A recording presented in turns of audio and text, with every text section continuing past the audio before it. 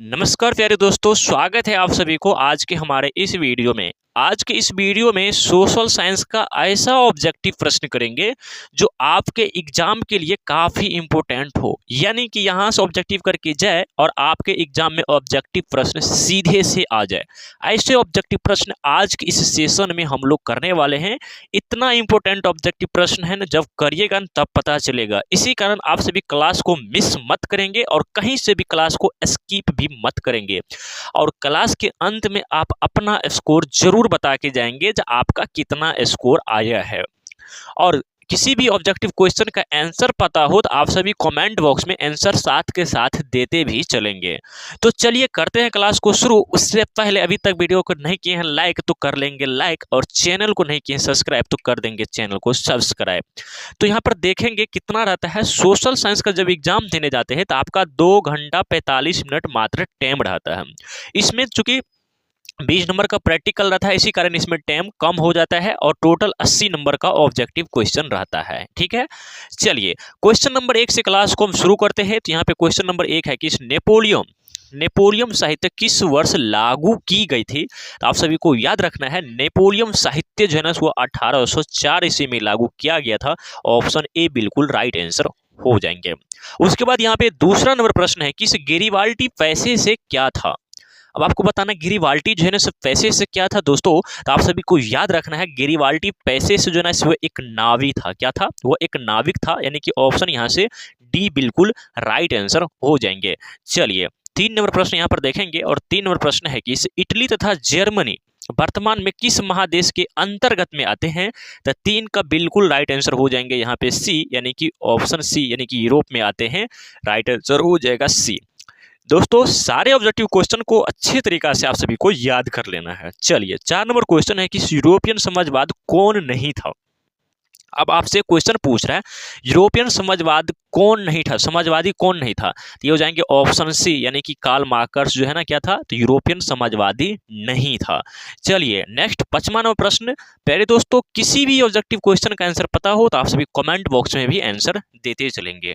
ठीक है, चलिए 5 नंबर क्वेश्चन है कि वार एंड पीस किसकी रचना है।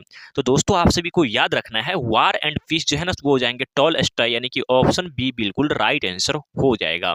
उसके बाद 6 नंबर प्रश्न है कि बोल्शेविक क्रांति कब हुई थी। तो दोस्तों आप सभी को याद रखना है बोल्शेविक क्रांति हुआ था नवंबर 1917 में। कब? नवंबर 1917। ऑप्शन यहाँ से बी बिल्कुल राइट आंसर हो जाएंगे।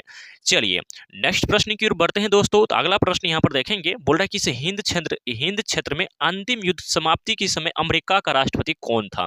जब हिंद चीन का जब अंतिम युद्ध हो रहा था और वो भी समाप्त के समय, तो वहां का राष्ट्रपति कौन था। तो आप सभी को दोस्तों याद रखना है वो हो जाएंगे ऑप्शन बी, यानी कि निक्सन बिल्कुल राइट आंसर हो जाएंगे।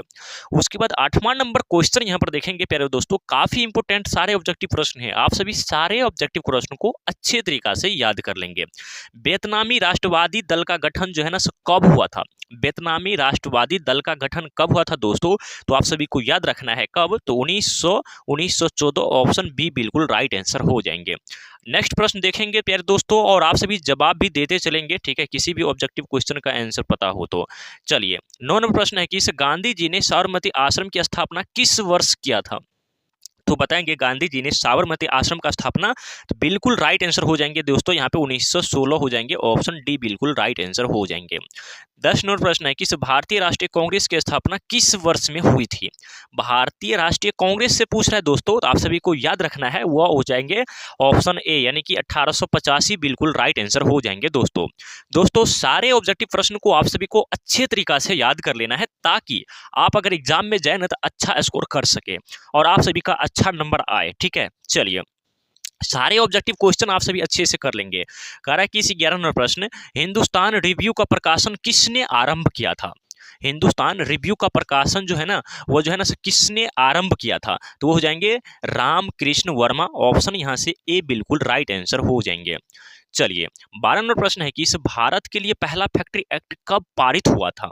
भारत के लिए जो है ना सब पहला फैक्ट्री एक्ट जो है ना कब पारित हुआ था दोस्तों, आप सभी को याद रखना है वो हो जाएंगे 1881, यानी कि ऑप्शन यहाँ से सी बिल्कुल राइट आंसर हो जाएंगे।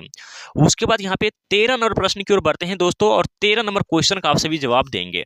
देखते 13 नंबर क्वेश्चन का राइट आंसर कोई लगा रहे हैं क्या। चलिए 13 नंबर क्वेश्चन है कि वैज्ञानिक समझवाद की अवधारणा का प्रतिपादन किसने किया था। तो 13 को जो है ना यहाँ पे सी बिल्कुल राइट आंसर हो जाएंगे, वो हो जाएंगे कार्ल मार्क्स, ऑप्शन सी बिल्कुल सही आंसर हो जाएगा। उसके बाद यहाँ पे 14वां प्रश्न है कि इस अखिल भारतीय ट्रेड यूनियन कांग्रेस की स्थापना कब हुई थी। तो आपको बताना है अखिल भारतीय ट्रेड यूनियन कांग्रेस की स्थापना कब हुई थी। तो 14 का बिल्कुल यहाँ से ऑप्शन डी बिल्कुल राइट आंसर हो जाएंगे, 1920 ऑप्शन 20 डी बिल्कुल सही आंसर हो जाएंगे। चलिए दोस्तों अगले प्रश्न की ओर बढ़ते हैं, तो यहाँ पर देखेंगे और 15 नंबर प्रश्न करा है कि इस आधुनिक शहर के उदय का इतिहास लगभग पुराना है। जो आधुनिक शहर है ना उसका उदय का इतिहास लगभग पुराना है, मतलब कितने साल पुराने हैं दोस्तों, तो आप सभी को याद रखना है वो जो है ना 200 वर्ष हो जाएंगे। तो ऑप्शन यहाँ से बी बिल्कुल सही आंसर हो जाएंगे। सारे ऑब्जेक्टिव क्वेश्चन दोस्तों याद रखना है और आप सभी को सारे ऑब्जेक्टिव क्वेश्चन मतलब रट लेना है, ठीक है। चलिए 16 नंबर क्वेश्चन है कि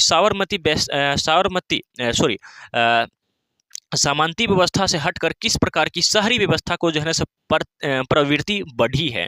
तो 16 का सही आंसर बिल्कुल आपसे यहाँ से हो जाएंगे गतिशील प्रगतिशील प्रवृत्ति, यानी कि ऑप्शन ए बिल्कुल सही आंसर हो जाएंगे। उसके बाद यहाँ पे 17 नंबर प्रश्न है दोस्तों यहाँ पे कि इसे ब्रिटेन वुड्स सम्मेलन किस वर्ष हुआ था। तो 17 के बिल्कुल राइट आंसर हो जाएंगे आप सभी को दोस्तों, ऑप्शन यहाँ से सी 1944 ऑप्शन सी बिल्कुल राइट आंसर हो जाएंगे। 18 नंबर क्वेश्चन है कि इस भूमंडलीयकरण की शुरुआत किस दशक में हुआ था। दोस्तों आपसे क्वेश्चन क्या पूछ रहा है, भूमंडलीयकरण का शुरुआत, आप सभी को आंसर जल्दी से बताना है दोस्तों, काफी इंपोर्टेंट है भाई। तो 1990 के दशक में हुआ था दोस्तों, तो ऑप्शन ए बिल्कुल राइट आंसर हो जाएंगे। दोस्तों सारे ऑब्जेक्टिव क्वेश्चन अच्छे से याद करेंगे, अच्छे से एनालिसिस करेंगे ताकि आपका अच्छा स्कोर हो सके, ठीक है। चलिए बोल रहा है कि हिंदुस्तान रिव्यू का प्रकाशन किसने किया था। अब आप सभी बताएंगे हिंदुस्तान रिव्यू का प्रकाशन जो है ना वो किसने किया था दोस्तों, तो वो जाएंगे रामकृष्ण वर्मा, यानी कि ऑप्शन ए बिल्कुल राइट आंसर हो जाएंगे। उसके बाद 20 नंबर क्वेश्चन है कि प्रथम पेपर मिल की स्थापना कहाँ हुई थी। तो दोस्तों अब आपको बताना है प्रथम पेपर मिल की स्थापना कब हुई थी। तो ये हो जाएंगे ऑप्शन ए, यानी कि ये जो है ना जर्मनी में हुआ था दोस्तों, ऑप्शन ए बिल्कुल राइट आंसर हो जाएंगे।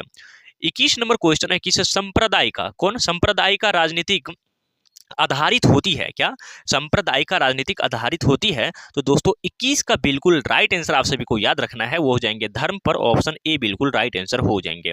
22 नंबर प्रश्न है दोस्तों यहाँ पे 1967 ईस्वी तक भारतीय राजनीतिक में निम्नलिखित में से किसका जो है ना वर्चस्व रहा। तो 22 का बिल्कुल राइट आंसर आप सभी को याद रखना है, तो हो जाएंगे कौन, स्वर्ण का हो जाएंगे दोस्तों। तो ऑप्शन यहाँ से ए बिल्कुल राइट आंसर हो जाएंगे।